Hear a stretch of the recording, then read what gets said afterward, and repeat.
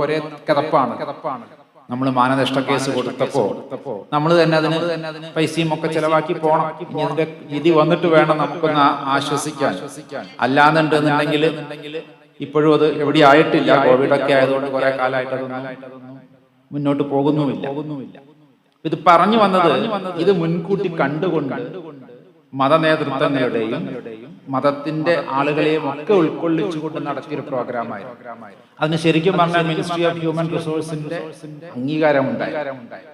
പക്ഷേ ഇവിടുത്തെ ആളുകൾക്ക്, ഇവിടുത്തെ ചില സൈക്കോളജിസ്റ്റുകൾക്ക് അവർക്ക് തോന്നി അവരുടെ അടുത്തേക്ക് ആളുകൾ വരുന്നില്ല. അപ്പൊ അത് അവരുടെ ഒരു വയറ്റിപ്പഴപ്പിന്റെ പ്രശ്നമായി എന്ന് തോന്നിയപ്പോൾ നമ്മളും നമ്മൾ കാരണം ഈ ആഗ്രഹം വയറ്റത്തടിക്കേണ്ട പതുക്കെ മാറി. രണ്ടാമത്തെ ഇതുപോലത്തെ മറ്റൊരു പ്രശ്നമാണ് കേരളം അഭിമുഖീകരിക്കേണ്ടുന്ന ഒരു പ്രശ്നമാണ് സമീപ ഭാവിയിൽ എപ്പോഴും ഉണ്ടായേക്കാവുന്ന ഒരു വർഗീയ കലാപം. ഇതിനെക്കുറിച്ച് നമ്മൾ ഒരുപാട് കാലങ്ങളായി പറയും. ഇത് രണ്ടിന്റെയും ഒക്കെ പ്രശ്ന പരിഹാരത്തിന് വേണ്ടി കൊണ്ടുപോവാണ് നമ്മൾ ഇത്തരത്തിലുള്ള വേദികളിൽ പങ്കെടുക്കുന്നത്. പലപ്പോഴും എന്നോട് ചോദിക്കാറുണ്ട്, എന്തിനാണ് ഇത്തരം വേദികളിൽ പോകുന്നത്? മുസ്ലിം സമുദായത്തിനോട് എന്തിനടുക്കണം? എന്തിനാണ് നബിയുടെ നന്മകൾ പറയുന്നത്? അപ്പൊ പൊതുവെ ഇതിനുള്ളൊരു മറുപടി, അല്ലെങ്കിൽ അവർ കാണുന്ന വിമർശകരുടെ മറുപടി, അല്ലെങ്കിൽ അവർ പറയുന്നത് നല്ലോണം പൈസ കിട്ടും അല്ലേ, അതുകൊണ്ടാണല്ലോ റേഷൻ വാങ്ങാൻ പോലും ബുദ്ധിമുട്ടുന്ന ഒരവസ്ഥയൊക്കെ നമുക്ക് ഉണ്ടായത്. ഹലോ അപ്പോ അതേപോലെ നമ്മൾ ആരെങ്കിലും ഒന്ന് ആദരിച്ച, അപ്പൊ ഞാനിങ്ങനെ നോക്കുകയായിരുന്നു, നമ്മുടെ ബഹുമാനപ്പെട്ട പള്ളിയിലച്ഛൻ ആൻഡ്രൂസ് അച്ഛൻ വന്ന സമയത്ത് എന്നെ കണ്ടപ്പോഴും അദ്ദേഹത്തിനേക്കാളും പ്രായം കുറവാണെന്ന് തന്നെ എനിക്ക് തോന്നി. ഇപ്പൊ എന്താ അറിയില്ല, അദ്ദേഹത്തിന് താടിയും നരച്ചതൊക്കെ ഉള്ളതുകൊണ്ട് നമ്മളിതൊക്കെ വെട്ടി നടക്കണോണ്ട് നമ്മുടെ പ്രായം പെട്ടെന്ന് ഏതായാലും കണ്ട കാഴ്ചയിൽ എനിക്ക് തോന്നി അദ്ദേഹത്തിന് എന്നെക്കാളും പ്രായം കൂടുതലാണ്. എന്നിരുന്നാലും ആ മനുഷ്യൻ ഒരു ഓർത്തഡോക്സ് പള്ളിയിലെ ഒരു പാതിരിയായിട്ടിരിക്കുന്ന അല്ലെങ്കിൽ അച്ഛനായിട്ടിരിക്കുന്ന അദ്ദേഹം എന്നെ കണ്ടപ്പോ കുനിഞ്ഞു കാലൊക്കെ സ്പർശിക്കാൻ ശ്രമിച്ചു. അതിൽ ഞാൻ തടഞ്ഞിട്ടു, അദ്ദേഹം കാല് സ്പർശിച്ചു. ഒന്ന് ആലോചിച്ച് നോക്കൂ, അദ്ദേഹം കാണിക്കുന്ന അതിപ്പോ എന്നെ കൈയെടുക്കാൻ വേണ്ടിയിട്ടാണ്. ഇതിപ്പോ അയാൾക്ക് എന്താ കിട്ടി? ഇനിയിപ്പോ ഞങ്ങൾ അത് കാണുമോ? അറിയൊന്നുമില്ല. അതേപോലെ അദ്ദേഹം ഇറങ്ങിപ്പോയപ്പോഴും ഞാൻ ശ്രദ്ധിച്ചു, ഉസ്താദിന് ഇവിടുത്തെ അധ്യക്ഷനായിരിക്കുന്ന ഈ ഒരു പ്രസ്ഥാനത്തിന്റെ ഇമാമായിരിക്കുന്ന, പള്ളി എന്ന് പറഞ്ഞാൽ ഇടവകച്ചൻ പോലെ തന്നെയാണ് മഹല്ലെ കാളി അല്ലെങ്കിൽ ഇമാം എന്നൊക്കെ പറയുന്ന അദ്ദേഹത്തെ ഒന്ന് ആദരിച്ചിട്ടാണ് അദ്ദേഹം പോയത്. പക്ഷെ ഇതിനെ പോലും ഇത്തരം സ്വാഭാവികമായി വരുന്ന ഇത്തരം പ്രവർത്തനങ്ങളെ പോലും വെല്ലുവിളിക്കുകയാണ് ഇന്ന് മറ്റു ചില ആളുകൾ. അപ്പൊ ഇതിനൊക്കെ എന്താണ് പരിഹാരം എന്നതിലേക്കാണ് ഞാൻ വരുന്നത്. എനിക്കിപ്പോ വേണമെന്നുണ്ടെങ്കിൽ എന്റെയൊക്കെ ജീവിതത്തിൽ എന്നോട് ഒരുപാട് മയക്കുമരുന്നിന് അടിമപ്പെട്ട ആളുകളുമായി ബന്ധപ്പെട്ട് ഒരുപാട് പ്രവർത്തനങ്ങൾ നടത്തിയതുകൊണ്ട് എനിക്ക് നിങ്ങളെ ത്രസിപ്പിക്കുന്ന കുറെ കാര്യങ്ങളൊക്കെ പറയാൻ കഴിയും.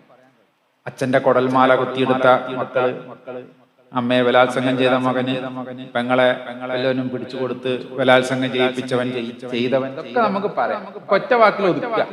നിങ്ങൾക്ക് വിചാരിക്കാവുന്ന ഏതറ്റത്തേക്ക് പോകാനായിട്ട് സാധിക്കും. ഇപ്പൊ കഴിഞ്ഞ ദിവസം തന്നെ ഞാനൊരു വീഡിയോ കണ്ടു. ഒരു ബംഗാളിയോ അങ്ങനത്തെ ഒരാളാണ്. കണ്ടു കഴിഞ്ഞാൽ ഒരു നോർത്ത് ഇന്ത്യയിൽ നിന്ന് വന്ന ഒരു ചെക്കൻ പാട്ട് പാടിക്കൊണ്ട് നമ്മളിങ്ങനെ കാത്തിരിക്കുക, എന്താ വീഡിയോ കണ്ടോണ്ടിരിക്കുക. എല്ലാവരും ഇതൊന്ന് കാണണേന്ന് പറഞ്ഞപ്പോ ഒന്ന് കണ്ടേക്കാന്ന് അങ്ങനെ പാട്ട് പാടി ഇങ്ങനെ നിൽക്കണ സമയത്ത് ഒരു ഒറ്റ സ്വന്തം കൈ അതിങ്ങനെ പൊളന്നിങ്ങനെ നല്ല രസത്തിലിങ്ങട്. അപ്പൊ ഏകദേശം എല്ല് വരെ കാണാം. എന്നിട്ട് പാട്ടൊന്നും നിർത്തുന്നില്ല, വളരെ സുഖമാണ്. വേണമെന്ന് ആലോചിച്ച് നോക്കാം, നമ്മളൊക്കെ കയ്യിലെങ്ങാനും ഒരു ഉള്ളി അരിയുമ്പോഴെങ്ങാനും ഞാൻ കുക്ക് ചെയ്യുന്ന ആളാണ്. എപ്പോഴെങ്കിലും ഒരു ഉള്ളി അരിയുമ്പോഴെങ്കിലും ഒരു ചെറിയ മുറി ആയി കഴിഞ്ഞാൽ എന്തൊരു കഷ്ടാന്ന് ആലോചിച്ചു. എനിക്കൊന്നും തീരെ സഹിക്കാൻ പറ്റും, ഒരു വേദനയാവും. ഞാൻ പല കാര്യത്തിലും സെൻസിറ്റീവാണ്. എനിക്കൊന്നും അത് ഒരിക്കലും അത് കണ്ടിട്ട് തന്നെ കുറെ വേദനകൾ. പിന്നെ അച്ഛനെയും അമ്മേനെ അവിടെ ഇരിക്കുന്ന കൈക്കോട്ടോ മമ്മട്ടിയൊക്കെ. അപ്പൊ എന്തായിരിക്കും ഇതിന്റെയൊക്കെ കാരണം? നമ്മൾ പറയും മയക്കുമരുന്ന് ഭയങ്കരമാണ്, മറിച്ചതാണ്. ഇതെങ്ങനെയാണ് നമ്മുടെ സമൂഹത്തിൽ വ്യാപിപ്പിക്കുന്നത്? എങ്ങനെയാണ് ഇതിന്റെയൊക്കെ രീതികൾ ഉണ്ടാവുന്നത്? ഭാരതത്തെ എന്നും അല്ലെങ്കിൽ നമ്മുടെയൊക്കെ രാജ്യത്തിലൊന്നും സംഭവിക്കാൻ പാടില്ലാത്ത ഇന്ത്യ എന്നും ഒരു അത്ഭുതത്തോടു കൂടിയിട്ടാണ് ചരിത്രാതീത കാലം മുതൽ തന്നെ ആളുകൾ കണ്ടിട്ടുള്ളതിന്റെ തെളിവാണ് നമ്മുടെയൊക്കെ ചരിത്രം. അമേരിക്ക കണ്ടുപിടിച്ചത് പോലും ഇന്ത്യക്ക് കണ്ടുപിടിക്കാൻ വന്നവര് തെറ്റിപ്പോയി കണ്ടുപിടിച്ചു. അതിന്റെ അർത്ഥം അവിടെ ആൾക്കാരുണ്ടായിരുന്നോ എന്നുള്ളതല്ല, അവിടെ ആൾക്കാരുണ്ടായിരുന്നു. പക്ഷെ കൊളംബസ് ആദ്യത്തെ യാത്ര നടത്തിയത് ഇന്ത്യ കണ്ടുപിടിക്കാൻ, അല്ലാതെ അമേരിക്ക കണ്ടുപിടിക്കാൻ. കാലഘട്ടത്തിന് മുമ്പും അറബികൾ ഇവിടുത്തെ കച്ചവടത്തിന് വന്നിരുന്നു. റോമാക്കാര്, ഇറ്റലിക്കാര് എന്ന് വേണ്ടില്ല പൗരാണിക നാഗരികത മുഴുവൻ ഇന്ത്യയുമായി ബന്ധപ്പെട്ടിരിക്കുന്നു. ഇനി നിങ്ങൾക്ക് ഞാനൊരു വിവരം ഇൻഫർമേഷൻ ഹിന്ദു എന്ന വാക്ക് നമുക്ക് എവിടെയും കണ്ടിട്ടില്ല. പക്ഷെ എവിടെ അറിയുള്ളത് ഒരു മതഗ്രന്ഥത്തിൽ അതെവിടെയാ? ബൈബിളില് പഴയ നിയമം, അതായത് യഹൂദൻ കൊണ്ട് നടക്കുന്ന പഴയ നിയമം, യഹൂദന്റേതാണ് പഴയ നിയമം.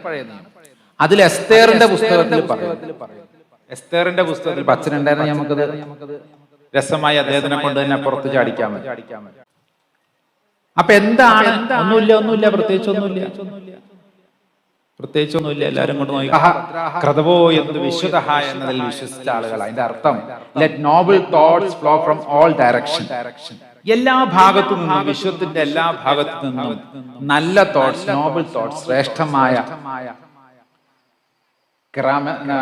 മദീന എന്നുള്ള വാക്കിന്റെ അർത്ഥം തന്നെ സിറ്റി ഓഫ് നോബിൾസ്, അല്ലെ? നോബിളുടെ, ശ്രേഷ്ഠന്മാരുടെ, അങ്ങനെയല്ലേ മദീനത്തുൽ കിറാം എന്നൊക്കെ പറഞ്ഞാൽ. അപ്പോ ശ്രേഷ്ഠത എല്ലായിടത്തു നിന്നും ഒഴുകി വരട്ടെ എന്ന് പ്രാർത്ഥിക്കുകയും അതിന് ഉൾക്കൊള്ളാൻ, ഒഴുകി വന്നാൽ ഞങ്ങൾ ഉൾക്കൊള്ളുന്നാണല്ലോ അർത്ഥം. അത് ഒഴുകിയിട്ട് ഇതിലെക്കൂടെങ്കിലും പോട്ടെ എന്നല്ലല്ലോ അർത്ഥം. ഞങ്ങൾ തയ്യാറാണ് ലോകത്തിന്റെ വിവിധ ഭാഗങ്ങളിലുള്ള നന്മകൾ ഞങ്ങളിലേക്ക് ഓടി വരാൻ, ഞങ്ങളിലേക്ക് എത്താൻ. നിരോധിക്കാനും അല്ലെങ്കിൽ ഒക്കത്തിനൊക്കെ അവർക്കൊക്കെ പരിധിയുണ്ട്. കാരണം ടാക്സിന്റെ കാര്യങ്ങൾ, ബീവറേജ് പൂട്ടുക എന്ന് പറഞ്ഞു കഴിഞ്ഞാൽ കോവിഡില് പള്ളി പൂട്ടി. പക്ഷേ പള്ളി തുറക്കുന്നതിനേക്കാളും മുമ്പ് തുറന്നത് നമ്മുടെ സാറിന്റെ ഒക്കെ ഡിപ്പാർട്ട്മെന്റ് ആണ്. സാറിന്റെ എന്ന് പറഞ്ഞാൽ ഞാൻ പറയുന്നത് വേറെ അർത്ഥത്തിൽ വിചാരിക്കുന്ന നല്ല ചട്ടണി. എന്നാ പിന്നെ ഒന്ന് പോരട്ടെ എന്ന് ആദ്യം പറഞ്ഞു. പിന്നെ രണ്ടാമത് ഇങ്ങനെ ഓർഡർ ചെയ്തപ്പോ ഞാൻ ഇവിടെ വെച്ചു. വൈകുന്നേരത്തെ ഡിന്നറിന്റെ നമ്മുടെ ട്രെയിനിൽ കിട്ടിയ 2 വടകളായിരുന്നു. അതിന്റെ അർത്ഥം വേറെ വാങ്ങി തിന്നാൻ പൈസ ഇല്ലാഞ്ഞിട്ടോ അതൊന്നുമല്ല. ചിലത് നമ്മൾ വേണ്ട എന്ന് വെക്കുന്നത് അത് നമുക്ക് കൂടി വേണ്ടിയിട്ടാണ്.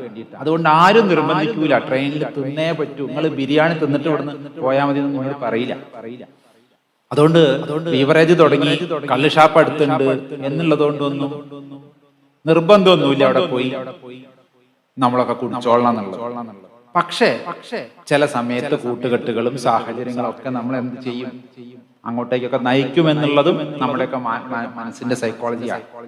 അപ്പൊ അതിനാണ് ഇതിലേക്കൊക്കെ മൊബൈലൊക്കെ എന്ന് പറഞ്ഞാൽ നമ്മളെക്കാളും കൂടുതൽ മൊബൈൽ അവർക്കാണ് അറിയാം. 1 വയസ്സുള്ള കുട്ടിക്ക് യൂട്യൂബ് എന്ന് പറയാൻ പോലും അറിയാം. യൂട്യൂബ് എന്ന് പറയുന്ന കുട്ടികൾ വരെ യൂട്യൂബിൽ കളിക്കുന്നവരാണ്. ഇപ്പൊ എന്റെ കനിയന്റെ മക്കളെയൊക്കെ ഉണ്ടായ സമയത്ത് ഞാൻ ആലോചിച്ചിട്ടുണ്ട്, എങ്ങനെ നോക്കിയാലും അവർ ഇങ്ങനെയൊക്കെ വെച്ചിട്ട് ഇതെങ്ങനെയാ ഇതിന്റെ ലോക്ക് തുറക്കണേന്ന് അറിയില്ല, ഇങ്ങനെയൊക്കെ നോക്കണം. അത് നമ്മളെ പാട് നോക്കിയിട്ടാണ്. അപ്പൊ ആരാണ് ഇവർക്ക് ഇത് പറഞ്ഞു കൊടുത്തത്? അവരാരും സ്കൂളിലും കോളേജിലും ഒന്നും വിട്ടിട്ടില്ല. അപ്പൊ അവരുടെ ഉള്ളിൽ നല്ല ബുദ്ധിയുള്ള കുട്ടികളാണ് ജനിച്ചു കയറി വരുന്നത്. അപ്പൊ ഒരു 45-50 വയസ്സിന് താഴെയുള്ളവരുടെ മക്കളാണ്. അതിൽ തന്നെ ഞങ്ങളുടെ തലമുറയിൽ കുറെയൊക്കെ അതവുകൾ ഉണ്ടായിരുന്നു, കുറെയൊക്കെ ബഹുമാനങ്ങൾ മറ്റുള്ളവരോട്, നമ്മളെ പഠിപ്പിക്കുന്ന അധ്യാപകരോട്, നമ്മുടെ അച്ഛനമ്മമാരോട് ചില കാര്യങ്ങൾ പറയരുത്, അത് എതിർക്കരുത്. മത നേതൃത്വത്തെ കാണുമ്പോൾ ഇപ്പോഴും ഞങ്ങളൊക്കെ എന്താ പറയാ, മത നേതൃത്വത്തിലുള്ളവരെ കാണുമ്പോൾ അത് ഏത് മത നേതൃത്വത്തിൽപ്പെട്ടവരാണെങ്കിലും ഞങ്ങളൊന്ന് ചിരിക്കാൻ ശ്രമിക്കും. കഴിയുമെങ്കിൽ പ്രായം കൂടിയ ആളാണെങ്കിൽ അയാൾക്ക് നമ്മുടെ സീറ്റ് ഒഴിഞ്ഞു കൊടുക്കും. ഞങ്ങളൊക്കെ സ്കൂളിൽ പോയത് പിന്നെ ബസ്സിലാണ്. അന്ന് ഈ പറയുന്ന പോലെ കുട്ടികൾക്ക് ഇരിക്കാനൊന്നും വലിയ അനുവാദമില്ല. അഥവാ ഇരുന്നാൽ തന്നെ മൂത്തോര് വന്ന് എഴുന്നേറ്റ് കൊടുക്കുക.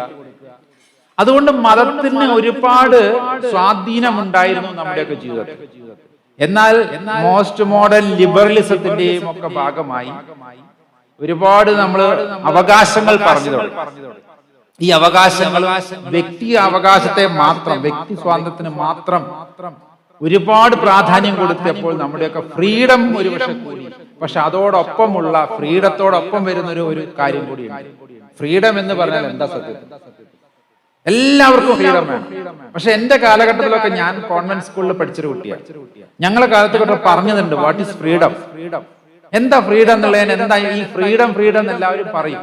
നമ്മൾ ഇന്ത്യ സ്വതന്ത്രരായി, അതായി, നമുക്ക് സ്വാതന്ത്ര്യം വേണം, പെണ്ണിന് സ്വാതന്ത്ര്യമല്ല, ആണിന് സ്വാതന്ത്ര്യമല്ല, ഞങ്ങൾക്ക് സ്വാതന്ത്ര്യമില്ല, കുട്ടികൾക്ക് സ്വാതന്ത്ര്യമില്ല. ഈ സ്വാതന്ത്ര്യം എല്ലാവർക്കും ഇഷ്ടം. ഇപ്പൊ സാറിന് തന്നെ പ്രവർത്തനങ്ങൾക്ക് സ്വാതന്ത്ര്യം വേണം. എല്ലാവരും ഇങ്ങനെ എല്ലാ ദിവസവും അദ്ദേഹത്തിനെ കൈകാലിട്ട് പിടിച്ച് അത് ചെയ്യരുത് എന്ന സ്വാതന്ത്ര്യമില്ല. ആ പോസ്റ്റിൽ ഇരിക്കാൻ കഴിയും. ഉസ്താദിന് ഇവിടെ പ്രവർത്തിക്കണമെങ്കിൽ അത്യാവശ്യം അദ്ദേഹത്തിന് ഒരു സ്വാതന്ത്ര്യം വേണം. അല്ലാതെ എപ്പോഴും കമ്മിറ്റിക്കാര് പിന്നാലെ കൂടി അത് ചെയ്യരുത് ഉസ്താദെ, അങ്ങോട്ട് നോക്കരുത് ഉസ്താദെ, എങ്ങോട്ട് നോക്കരുത് ഉസ്താദെ, അവിടെ തുപ്പരുത് ഉസ്താദെ പറഞ്ഞു കഴിഞ്ഞാൽ അന്നങ്ങൾ ഞാൻ തുപ്പ ഞാൻ പോവുകയാണ്. എല്ലാവരും ഇങ്ങനെയാണ്. എല്ലാവർക്കും എല്ലാവർക്കും വേണം ഫ്രീഡം. ആർക്കാ ഫ്രീഡം വേണ്ടാത്തത്? പക്ഷെ എല്ലാവരും അറിയുന്നില്ല ഫ്രീഡം എന്താണ്. ഈ ഒരു ക്ലാസ് ചെറുപ്പത്തിലേ കേട്ടത് കൊണ്ടാണ് എന്നെ സംബന്ധിച്ചിടത്തോളം സ്വാതന്ത്ര്യം ദുരുപയോഗം ചെയ്യാതിരിക്കാൻ വേണ്ടി എന്നെ പഠിപ്പിച്ച ഒരു കന്യാസ്ത്രീ അമ്മ, എന്നെ പഠിപ്പിച്ച, ഞാൻ പഠിച്ച ചെറിയ സ്കൂളിൽ പഠിച്ചത് ഫാത്തിമഗിരി സ്കൂളിലാണ്. അപ്പൊ അവിടുന്ന് ഏതോ ഒരു ക്ലാസിന്റെ ഭാഗമായി പറഞ്ഞു തന്നൊരു കാര്യമുണ്ട്. മക്കളെ, ഫ്രീഡം എന്ന് പറയുന്നത് നമ്മൾ ഒരു മറ്റൊരു ക്വാളിറ്റിയായി മാറ്റിക്കഴിഞ്ഞാൽ അത് റെസ്പോൺസിബിലിറ്റിയാണ്. അപ്പൊ അത് അങ്ങോട്ട് എത്തിച്ചതൊക്കെ ഒരുപാട് 1 മണിക്കൂർ നേരം പലതും പറഞ്ഞിട്ടാണ് ഞങ്ങൾ അവിടെ എത്തിച്ചത്. റെസ്പോൺസിബിലിറ്റി, അതായത് ഉത്തരവാദിത്തമുള്ളവനെ ഫ്രീഡം കൊടുക്കപ്പെടും. ഇപ്പൊ നമ്മൾ എന്താ ഉസ്താദിനെ അത് ഏൽപ്പിച്ചിരിക്കുന്നത്? ഉസ്താദിനുള്ള ഉത്തരവാദിത്തം ഏറ്റെടുക്കാനുള്ള കഴിവുണ്ട് എന്ന് തോന്നിയതുകൊണ്ട്, അല്ലെങ്കിൽ അദ്ദേഹത്തിന് എന്തുകൊണ്ട് അത് ഏൽപ്പിക്കപ്പെട്ടു? അദ്ദേഹം അത് ചെയ്യുമെന്നുള്ള ഉത്തരവാദിത്ത ബോധം അദ്ദേഹത്തിന് ഉണ്ട്, അല്ലെങ്കിൽ അത് ചെയ്യുമെന്നുള്ളൊരു ബോധത്തിൽ. ഇപ്പൊ 5 വയസ്സുള്ള ഒരു കുട്ടി എന്റെ അച്ഛൻ 5ാം ക്ലാസ്സിൽ പഠിക്കുമ്പോൾ നിലമ്പൂരിൽ നിന്ന് കോഴിക്കോട്ടേക്ക് ബസ് കയറ്റി വിട്ടിട്ടുണ്ട് ഒരു പ്രോഗ്രാം. പക്ഷെ എന്റെ അനിയന്മാരെ ഡിഗ്രി ലെവലിൽ എത്തിയിട്ടോ അല്ലെങ്കിൽ പ്രീ ഡിഗ്രി ലെവലിൽ എത്തിയിട്ടോ അദ്ദേഹം അത് ചെയ്തിട്ടില്ല. അപ്പൊ കമ്പയർ ചെയ്ത് പറയും അവന് കൂടുതൽ ഉത്തരവാദിത്തം ഉണ്ട്, അവൻ എവിടെയും പോയി പെടൂല, അല്ലെങ്കിൽ പോയാൽ നേരെ അവിടെ പോകും, ആ പറഞ്ഞിങ്ങോട്ട് തിരിച്ചു വരും. ആ ഒരു ഉത്തരവാദിത്തം അവന്റെ ജീവിതത്തിൽ ഉണ്ട് എന്ന് പറയാറുണ്ട്. അപ്പൊ ഈ ഉത്തരവാദിത്തം കാണിക്കുന്നവനാണ് എന്ത് കൊടുക്കപ്പെടുക? സ്വാതന്ത്ര്യം കൊടുക്കപ്പെടുക. ഇത് തന്നെയാണ് ഡ്യൂട്ടീസ് എന്നത്. നമ്മുടെ പൊളിറ്റിക്കൽ സയൻസിൽ പറയുകയാണെങ്കിൽ റൈറ്റ്സ് ആൻഡ് ഡ്യൂട്ടീസ് ഒന്നിച്ചു പോകുന്ന, നമുക്ക് അവകാശങ്ങൾ ഉണ്ടെങ്കിൽ അതിനോടൊപ്പം തന്നെ ഡ്യൂട്ടിയും ഉണ്ട്. ഈ ഭരണഘടന നമുക്ക് നൽകുന്ന വെറും അവകാശം ആർട്ടിക്കിൾ, മറ്റേന്റെ അവകാശം ആർട്ടിക്കിൾ, മറ്റേ അവകാശം മറിച്ച അവകാശം ഇത് അവകാശം മാത്രമേ. നമുക്ക് ഡ്യൂട്ടീസും ഉണ്ട്.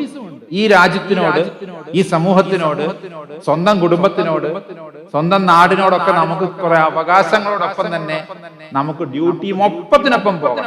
റൈറ്റ്സ് ആൻഡ് ഡ്യൂട്ടീസ് എന്നാണ് ഒന്നിച്ചാണ് ഡിഫൈൻ ചെയ്തിരിക്കുന്നത്. പക്ഷെ നമ്മൾ നടത്തി മാറ്റുന്നത് നമുക്ക് ഇഷ്ടമുള്ള സ്വാതന്ത്ര്യം എന്ന പേരിൽ തോന്നിവാസം എന്നതാണ് നമ്മൾ നടത്താൻ ഉദ്ദേശിക്കുന്നത്. അവിടെയാണ് നമ്മൾ തിരിച്ചറിയേണ്ടത്. If I have rights, I have the obligation for my duties. എന്റെ ഡ്യൂട്ടി ചെയ്യാനുള്ള ഒബ്ലിഗേഷനും എനിക്കുണ്ട്. അത് ചെയ്യരുത് എന്ന് പറയുന്നതാണ്, അത് ചെയ്യില്ല എന്ന് സ്വയം തീരുമാനിക്കുന്നിടത്താണ് ഡ്യൂട്ടി ചെയ്യുന്നത്. അല്ലാണ്ട് രാവിലെ എണീച്ച് ആരും നമ്മളെ യൂണിഫോം ഇടിച്ച്, നമ്മളാണ് രാവിലെ യൂണിഫോം ഇട്ട് തയ്യാറായി ഒരു പോലീസുകാരനോ അല്ലെങ്കിൽ ഒരു ഡോക്ടറോ അല്ലെങ്കിൽ സ്വാമിയോ അല്ലെങ്കിൽ ഉസ്താദൊക്കെ, ഉസ്താദ് നാളെ ഇങ്ങനെ എന്താ പറയാ രാവിലെ അങ്ങനെ നീച്ച് തോന്നിയെടുത്ത് കൂടെ പോയി സുബഹി പിന്നെ ബാങ്ക് വിളിക്കുന്ന സമയത്ത് മൂപ്പരവിടെ ചായക്കടയിൽ പിന്നെ വർത്താനം പറഞ്ഞു നിൽക്കുക, അങ്ങനെയൊക്കെയാണ് കഴിഞ്ഞാൽ ഇതിന് റെഡിയായി വരണം. ഈ റെഡിയായി വരലത് എന്റെ ഡ്യൂട്ടിയിൽ പെട്ടതാണ്. ഇത് മനസ്സിലാക്കണം. അതേപോലെ തന്നെ ഉത്തരവാദിത്തം ഉണ്ടാകണം. ഈ ഉത്തരവാദിത്തം റെസ്പോൺസിബിലിറ്റി ആണെന്ന് നിങ്ങളെ മക്കളെ വീണ്ടും വീണ്ടും വീണ്ടും ഓർമ്മിപ്പിക്കണം. നിനക്ക് സ്വാതന്ത്ര്യം തരാം, നിനക്ക് മൊബൈൽ ഫോൺ തരാം, പക്ഷെ ആ മൊബൈൽ ഫോൺ തെറ്റായി ഉപയോഗിക്കില്ല എന്നുള്ള ഡ്യൂട്ടി ബോധമുള്ളവന് കൊടുത്താൽ എന്താ? എന്റെ കയ്യിൽ മൊബൈൽ ഞാൻ തെറ്റായി ഉപയോഗിക്കുന്നില്ല, ഉസ്താദിന്റെ കയ്യിൽ മൊബൈൽ, ഞങ്ങളുടെ കയ്യിലൊക്കെ നല്ല മൊബൈലുകൾ ഉണ്ടാവും. പക്ഷെ ആ മൊബൈൽ എന്തിനു വേണ്ടിയിട്ടാണ് ഉപയോഗിക്കപ്പെടേണ്ടത് എന്നതിലപ്പുറത്തേക്ക് അതിന്റെ ദുരുപയോഗ സൈഡിലേക്ക് ഞങ്ങൾ പോകുന്നില്ല. ഈ ലഹരി പോലെ തന്നെ മറ്റൊരു ലഹരി തന്നെയാണ് ഈ മൊബൈലും, ഈ ആധുനിക ഗാഡ്ജറ്റ്സിനോടുമുള്ള ഒരു മൊബൈൽ പോലുള്ള സംവിധാനങ്ങളോടുള്ള ലഹരി. അതും ഇതിലൂടെ പറയണം. നമ്മൾ വെറും കെമിക്കൽ പിന്നെന്താ പറയാ ലഹരി മാത്രമല്ല ലഹരി. അപ്പൊ എന്താണ് ഇതിനൊക്കെ ഒരു പരിഹാരം? എന്താണ് നമ്മളൊക്കെ മുന്നോട്ട് വെക്കാനുള്ളത്? അതായിരിക്കട്ടെ നമ്മുടെ ചർച്ചകൾ. എന്നെ സംബന്ധിച്ചിടത്തോളം ഞാൻ നോക്കുന്നത് ഇന്ത്യ, പ്രത്യേകിച്ച് ഇന്ത്യയുടെ ഈ പരം വൈഭവം ഇല്ലാതെയാക്കാൻ വേണ്ടി പല വലിയേട്ടന്മാരും ശ്രമിക്കുന്നുണ്ട്. അതിന്റെ ഭാഗമായി ഇവിടെ ഒരു കലാപഭൂമിയാണെന്നും, അതായത് ഒന്നില്ലെങ്കിൽ എല്ലാവരും ഡ്രഗ് അടിച്ച് എവിടെയൊക്കെ ഒരു വഴിക്ക് കിടക്കുക, പിന്നെ ഓനെ കൊണ്ട് ശല്യമല്ല, പിന്നെന്താ? കാരണം ഓന് കയറി വന്നു കഴിഞ്ഞാൽ ആരെങ്കിലും ഒന്ന് കൊല്ലും, ഓനെ പിടിച്ച് അകത്തിടും. പിന്നെ ചെറുപ്പക്കാരിങ്ങനെ പ്രാഞ്ചി കിറിഞ്ഞൊക്കെ നടന്ന് ഓനെങ്ങനെ അതൊരു ഭാഗത്തേക്ക് ഇങ്ങനെ അത്തരം ആളുകളുടെ എണ്ണം കൂട്ടുക. പിന്നെയോ കുറച്ച് ബുദ്ധിയും വിവരമുള്ളവരെ നല്ലോണം മറ്റേ മതം ഒരു ലഹരിയാണെന്ന് പറയാം. ആ ലഹരിയുടെ ഉത്തുംഗ ശൃംഗത്തിലേക്ക് കൊണ്ടുപോകാൻ തമ്മില് എന്ത് ചെയ്യുക? തമ്മിൽ അതിന് സജ്ജമാക്കുക. ഇത് ഏറ്റവും വലിയ, എനിക്ക് അറിഞ്ഞുകൂടെ എത്ര ആൾക്കാർ ഇത് തിരിച്ചറിഞ്ഞിട്ടുണ്ട് എന്നുള്ളത്. നമ്മൾ പരമത നിന്ദ എന്ന് പറയുന്ന ഒരു സംഗതി ചെയ്യാൻ വളരെ ഇഷ്ടമാണ്, നമ്മളെ സുഖ. എനിക്ക് ഒരു ഹിന്ദു ആചാര്യനായി നിന്നുകൊണ്ട് എനിക്ക് ഇഷ്ടമില്ലാത്ത അപ്പുറത്തെ മതത്തിനെ ആവോളം ഭത്സിച്ചാൽ, അത് ആവോളം പരമതം നിന്ദ ചെയ്താൽ എനിക്ക് കിട്ടുന്ന വേദികൾ ഒന്നുമല്ല. എനിക്ക് തോന്നുന്നു ഭയങ്കര വേദി കിട്ടാൻ എനിക്ക് കഴിവുണ്ട്. ഈ പറഞ്ഞ തിരിച്ചും പറഞ്ഞാൽ അതിന് വേറെ പഠിക്കൊന്നും വേണ്ട. ഈ പറയണ ഒരു ബുദ്ധിമുട്ടും ഇല്ല. എന്നിപ്പോ നമ്മൾ അവരുടെയൊക്കെ ഔദ്യോഗിക വാഹനത്തിലും അല്ലെങ്കിൽ ഔദ്യോഗിക പക്ഷത്തിന്റെ ആളായിട്ടൊക്കെ മാറിയിട്ടുണ്ടാവും. ഇതെല്ലാവർക്കും ഉള്ളിൽ ശരിയാ. കാരണം ഞാനാണ് ശരി എന്ന് പറയുന്ന ഒരു സൈക്കോളജി, ഞാൻ ഏറ്റെടുത്ത തിയറി ശരിയാണ്, അതുകൊണ്ട് മറ്റുള്ളവരൊക്കെ ഒന്ന് വേണമെങ്കിൽ മോശമാക്കാം. ഇതിന്ന് തുടങ്ങുന്നു ഈ മാത്സര്യ ബുദ്ധിയാണ് നമ്മളെയൊക്കെ അറിഞ്ഞോ അറിയാതെയോ ഈ ഒരു ചതിക്കുഴിയിലേക്ക്, മത നേതൃത്വത്തിന് പോലും ഒന്നും പറയാൻ കഴിയാത്ത രീതിയിലേക്ക് നമ്മളെയൊക്കെ കൊണ്ടെത്തിച്ചിരിക്കുന്നു. ഇപ്പൊ എന്തെങ്കിലും പറഞ്ഞാൽ എന്താ പറയാ, യുക്തിവാദികൾ, നിരീശ്വരവാദികൾ, ഇസ്ലാം എന്ന് പറഞ്ഞാൽ ഒരു വിഭാഗീയത കഴിഞ്ഞു. ഒരേ പള്ളിയിൽ തന്നെ ആ വിഭാഗം ഈ വിഭാഗത്തിന് സുജൂദ് ചെയ്തുകൊണ്ടിരുന്നപ്പോ തല്ലി, ഈ വിഭാഗം തിരിച്ച് അവര് പിന്നെ എന്താ പറയാ സുബഹി നിസ്കരിക്കുമ്പോ അവിടെ കയറി തല്ലി. ഇതല്ലേ മതം എന്നാണ് അവര് പറയുന്നത്.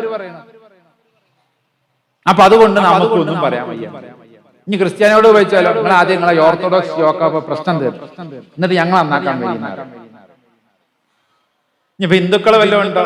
അതിപ്പോ നിങ്ങള് കുറെ കാലമായി സവർണ അവർണ, വർണ്ണല്ലാത്തവൻ വർണ്ണ ഉള്ളവൻ, ജാതി മതം വ്യത്യാസം നൂറ്റാണ്ടുകൾ മുമ്പ് നടന്നു നോക്കി അങ്ങനെ ശ്രദ്ധിച്ചുകൊണ്ട്.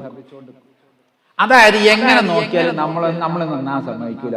ഇപ്പൊ കഴിഞ്ഞ ദിവസം സമസ്തയിൽ എന്തോ സ്ത്രീകൾക്ക് ഒരു അവസരം കൊടുത്തു എന്നൊക്കെ പറഞ്ഞ് ഒരു എന്ത് ആർക്കത് ആണെങ്കിൽ ആണ്, നല്ലതല്ലേ. അപ്പൊ പറഞ്ഞു നിങ്ങൾ നന്നാകണ്ടെന്നാണ് വിമർശകരുടെ ഒരു തീരുമാനം. നിങ്ങൾ ഇത്രയും കാലം എവിടെയും, അപ്പൊ നിങ്ങൾ ചെയ്തൊക്കെ തെറ്റാണെന്ന് അംഗീകരിക്കുകയല്ലേ. ഇങ്ങനെയൊക്കെ പറഞ്ഞ അവിടെ എന്തെങ്കിലും പോസിറ്റീവ് സാധനങ്ങൾ നടക്കും. അങ്ങനെ ഒരു തീരുമാനം വന്നിട്ടുണ്ടെങ്കിൽ സ്വാഗതാർഹം, മുന്നോട്ട് പോകട്ടെ. കാലഘട്ടത്തിനനുസരിച്ച് ചില തീരുമാനങ്ങൾ മുഷാവറയിൽ എടുത്തിരിക്കുന്നു, അല്ലെങ്കിൽ അവരെ നടപ്പാക്കിയിരിക്കുന്നു. അപ്പൊ ഇത്രയും കാലങ്ങൾ ചെയ്ത തെറ്റല്ലേ ചർച്ച അങ്ങോട്ട് കൊണ്ടുപോയിട്ട് നിങ്ങൾ നന്നാണ്ട. ഇതാണ് ഞാൻ ഈ കത്ത് വാങ്ങണ കൂട്ടത്തിലല്ല. ഞാൻ ആദ്യം അതുകൊണ്ട് ചോദിച്ചു എത്ര സമയം ഞാൻ എടുക്കണം. അപ്പൊ ഞാൻ എന്നോട് പറഞ്ഞിരിക്കണ് എടുത്തോളാൻ ആദ്യം ഉസ്താദും പറഞ്ഞു. പിന്നെ ഉസ്താദിന് ഇനിയിപ്പോ അതുകൊണ്ട് പറയാന്ന് രീതിയിൽ ഞാൻ മൂപ്പരോടും ചോദിച്ചു. രണ്ടു രീതിയിൽ ഞാൻ ഉറപ്പ് വരുത്തിയിട്ടുണ്ട്. അപ്പൊ ഏകദേശങ്ങളെ മൂട് മാറുമ്പോ ഞാൻ നിർത്തിക്കൊണ്ട് കേട്ടോ. അതുകൊണ്ട് കത്ത് കാണുമ്പോ നമുക്ക് പേടിയാ. പറഞ്ഞുകൊണ്ട് വന്നത് ഇതാണ്. ഇനി നമ്മളൊക്കെ എവിടുന്നാണ് പരമതത്തെ പഠിച്ചത്, അന്യമതത്തെ പഠിച്ചത് എവിടുന്ന്? അത് വളരെ ഇമ്പോർട്ടന്റ്. ഒരു ക്രിസ്ത്യാനിയെ സംബന്ധിച്ചിടത്തോളം ഹിന്ദു മതത്തെ പഠിച്ചതും ഇസ്ലാം മതത്തെ പഠിച്ചതും അവൻ യുക്തിവാദികളായിട്ടുള്ള നിരീശ്വരവാദികളായിട്ടുള്ള ആളുകൾ വിമർശന രൂപേണ എഴുതി വെച്ച അല്ലെങ്കിൽ അവതരിപ്പിച്ചതിൽ നിന്നാണ്. അതുകൊണ്ട് ഇസ്ലാമിനെ പഠിക്കാൻ വേണ്ടി ക്രിസ്ത്യാനിയെ ഒരാൾ ഇസ്ലാമിനെ പഠിച്ചത് ഇസ്ലാമിനെ ഏറ്റവും നിന്ദ്യവും നികൃഷ്ടവുമായ രീതിയിൽ വിമർശിച്ച യുക്തിവാദികളുടെയും നിരീശ്വരവാദികളുടെയും പുസ്തകങ്ങളിൽ നിന്നാണ്.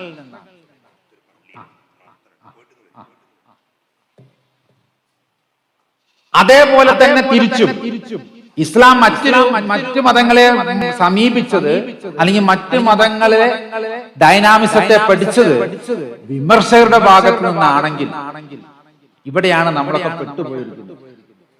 നമുക്ക് മതങ്ങളുടെ ഭാഗത്ത് നിന്ന് പഠിച്ചാൽ മതി. അതാണ് എന്നിലുള്ള വ്യത്യാസം എന്നാണ് എനിക്ക് പറയാനുള്ളത്. ഞാൻ ഇസ്ലാമിനെ സമീപിക്കുന്നത് അല്ലെങ്കിൽ ഞാൻ ക്രിസ്ത്യാനിറ്റിയെ സമീപിക്കുന്നത്, ഹിന്ദു മതത്തെ സമീപിക്കുന്നത് വിമർശകരുടെ വാക്കുകളിലൂടെ അല്ല. അതിൻ്റെതായ അർത്ഥത്തിൽ നന്മ പുലർത്തിയ ആ നന്മ ജീവിതത്തിൽ കൊണ്ടു നടന്നവരെ കണ്ടും കേട്ടും അനുഭവിച്ചിട്ടുമാണ്. അപ്പോഴേ അത് സമൂഹത്തിന് നാളെ കൊടുക്കാനുള്ളതായിട്ട് മാറും. ഇത് ക്രിസ്ത്യാനിക്ക് മുസ്ലിമിനെ വിമർശിക്കണം, ഉടനെ എടുത്ത് നോക്കുന്നത് ആരെ? അദ്ദേഹം ഈ ഇസ്ലാമിനെ ഏറ്റവും നികൃഷ്ടമായി അല്ലെങ്കിൽ മതങ്ങൾ ഇല്ലാതെയാക്കണം എന്ന അജണ്ടയിൽ പ്രവർത്തിക്കുന്ന യുക്തിവാദിയുടെ നിരീശ്വരവാദിയുടെ ഭാഗത്തു നിന്ന് എനിക്ക് വേണ്ടത് കിട്ടുക. പക്ഷെ അതിൽ നമ്മൾ പെടുന്നത് നമ്മൾ മനസ്സിലാകുന്നില്ല. ഈ ഒരു തിരിച്ചറിവ് ഇവിടുത്തെ പണ്ഡിത സമൂഹത്തിന് ഉണ്ടാവണം. അതിനാണ് ഞാൻ എൻ്റെ എല്ലാ പ്രസംഗങ്ങളുടെ ഇടയിൽ ഒരു പ്രാവശ്യമെങ്കിലും പറയാറുണ്ട്, നമ്മൾ ഒന്നിച്ചിരിക്കേണ്ടുന്ന വേദികൾ കൂടണം. അതിപ്പോ ഈ പറയുന്ന പോലെ ഏതെങ്കിലും ഒരു സമയത്ത് മാത്രം പോരാ. നമുക്ക് കുട്ടികളുള്ളടത്ത് 10 ആളുകൾ കൂടിയിരുന്നു നമുക്ക് അങ്ങോട്ടും ഇങ്ങോട്ടും ചർച്ച ചെയ്യും. ഇപ്പൊ ചർച്ച ചെയ്യാനൊന്നുമില്ല. ഞാനിങ്ങനെ എന്തോ വന്ന് ബളബള പറഞ്ഞു പോകും. ഉസ്താദിന് എന്തെങ്കിലും ചോദിക്കണം എന്നുണ്ടെങ്കിൽ അവസരമല്ല. ഞാൻ ഇപ്പൊ അടുത്ത ആൾക്കാർ വന്ന് എന്നെ കൊണ്ടുപോകാൻ എന്നെ കൊണ്ടുവന്നവരുണ്ട് അവിടെ. നമ്മളെ ആൾക്കാരെത്തിയ ഒരിപ്പോടെ എത്തും.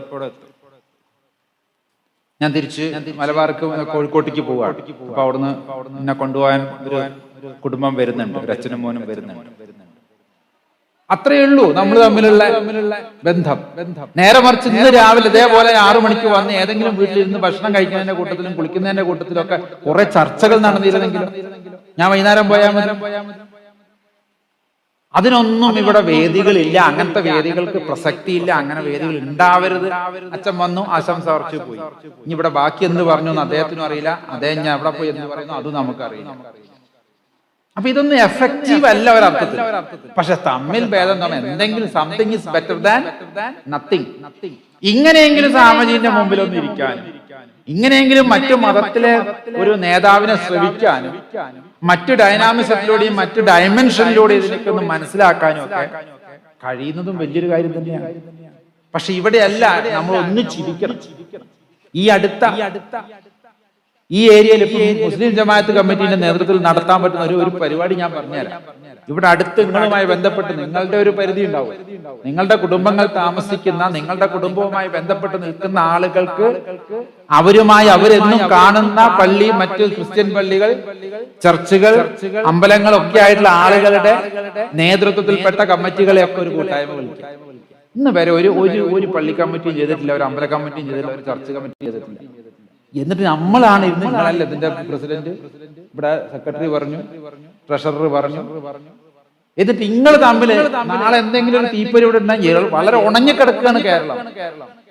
വൈക്കോൽ കൂന പോലെ ആയിരിക്കുന്നു കേരളം. നമുക്കൊക്കെ അറിയാം. അങ്ങോട്ടും ഇങ്ങോട്ടുള്ള വിശ്വാസം നഷ്ടപ്പെട്ടിരിക്കുകയല്ല.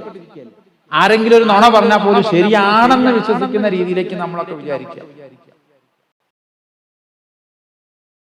ണ്ട് പക്ഷെ അതിനേക്കാളൊക്കെ ഉപരി നമുക്കിന്ന് പേടിയാ. ഈ രീതിയിലേക്ക് നമ്മൾ എത്തിച്ചിരിക്കുകയാണ്.